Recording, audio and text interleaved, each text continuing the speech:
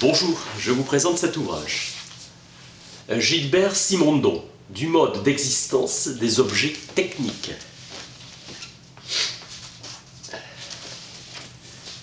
Thèse de doctorat. C'est une introduction à une nouvelle manière de comprendre la technologie, la réalité humaine contenue dans la machine. Il y a quelque chose d'éternel dans un schème technique, cette qualité restant toujours présente. Lafitte, en 1932, préconisait l'établissement de la science des machines, la mécanologie. Newton est le dernier homme de science à avoir couvert tout le domaine de la réflexion objective. La cybernétique de Wiener est à la suite de la philosophie naturelle de Newton. La cybernétique est née de la recherche d'un groupe de chercheurs ou MIT, mathématiciens, biologistes, physiologistes, etc. L'artisanat a survécu, tout comme les manuscrits ont été préservés par les moines. Marx était conscient de la rupture due au remplacement de la main de l'homme par la machine.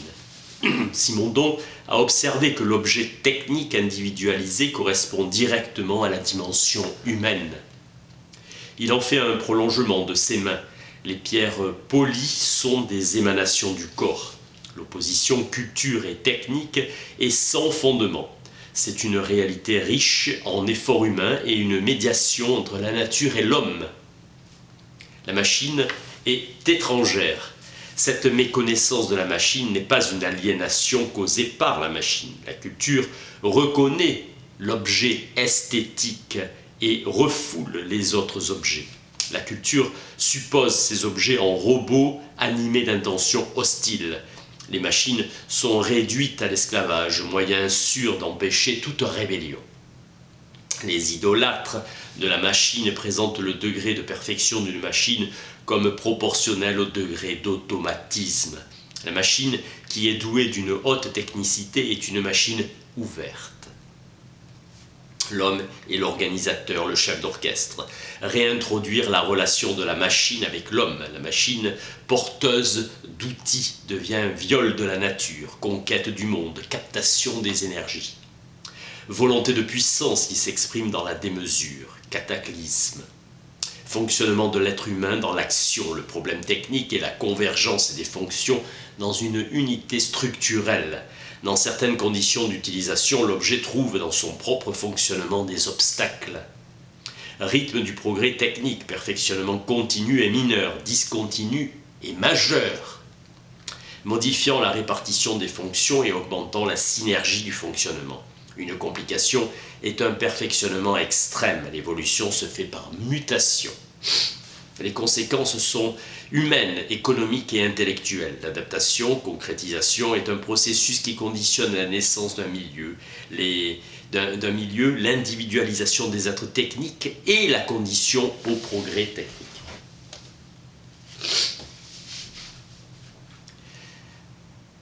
Récurrence de causalité dans un milieu que l'être technique crée autour de lui-même et qui le conditionne, milieu associé. Il y a individu technique lorsque le milieu associé existe comme condition sine qua non de fonctionnement. Les aspects de l'individualisation, centre d'une évolution qui procède par étapes successives non dialectiques, car le rôle de la négativité n'y est pas d'être moteur du progrès.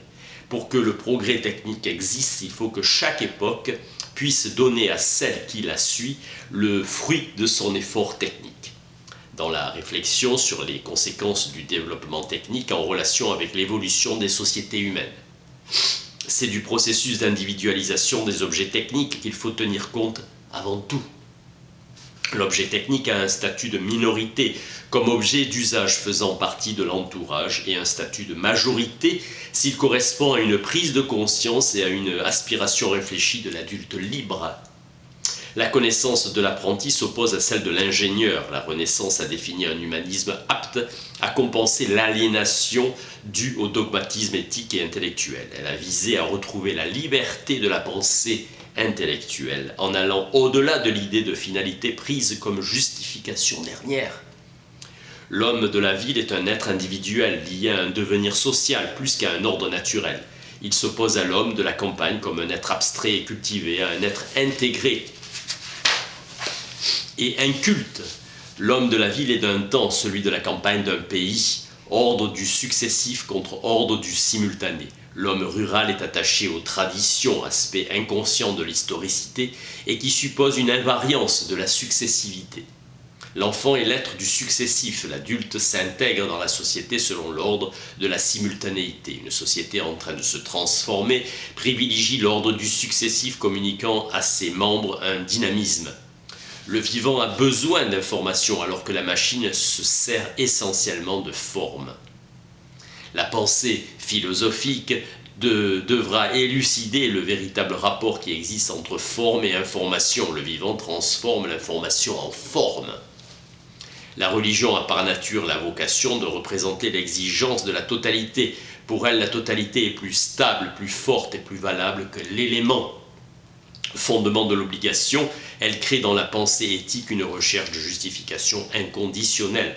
La communication entre la totalité et le sujet est précaire, car le sujet est à tout instant ramené à la dimension de sa propre unité, qui n'est pas celle de la totalité. Le sujet éthique est décentré par l'exigence religieuse. L'objet technique est beau quand il rencontre un lieu singulier et remarquable du monde.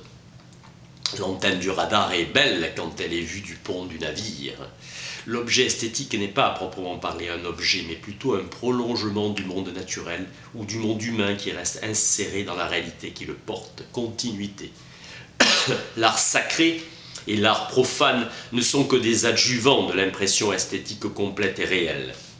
L'intention esthétique établit une relation horizontale entre différents modes de pensée, continuité transductive rattachant les modes entre eux. L'art est une réaction profonde contre la perte de signification et de rattachement à l'ensemble de l'être dans sa destinée.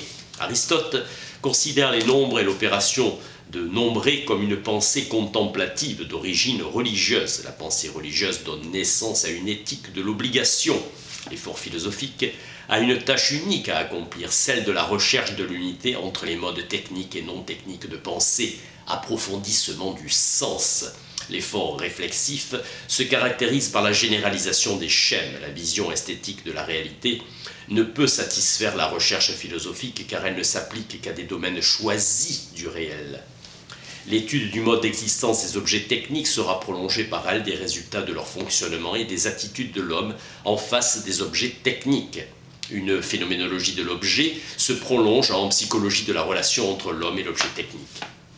La machine possède une sorte d'impersonnalité qui fait qu'elle peut devenir instrument pour un autre homme. L'objet technique pensé et construit par l'homme crée une médiation entre homme et nature. Une convertibilité de l'humain en naturel et du naturel en humain s'institue à travers le schématisme technique.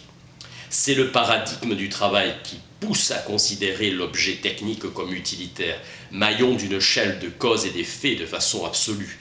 C'est le fonctionnement et non le travail qui caractérise l'objet technique. Se crée alors une relation interhumaine qui est le modèle de la transindividualité, véritable voie pour réduire l'aliénation. Les objets techniques qui produisent le plus d'aliénation sont aussi ceux qui sont destinés à des utilisateurs ignorants, opposition entre l'action et la contemplation, l'immuable et le mouvant, cessant devant l'introduction de l'opération technique dans la pensée philosophique comme terrain de réflexion. Sur le bricolage, Claude Lévi-Strauss montre que l'homme œuvre de ses mains en utilisant des moyens détournés par comparaison avec ceux de l'homme de l'art, produisant des objets matériels et des mythes. Limite atteinte avec l'architecture fantastique du palais royal du facteur cheval, fruit de l'imaginaire ainsi que des résidences secondaires construites pendant le week-end, mon rêve, réponse pragmatique du système de production privé. Gilbert Simonneau, du monde d'existence, du mode d'existence des objets techniques. Merci.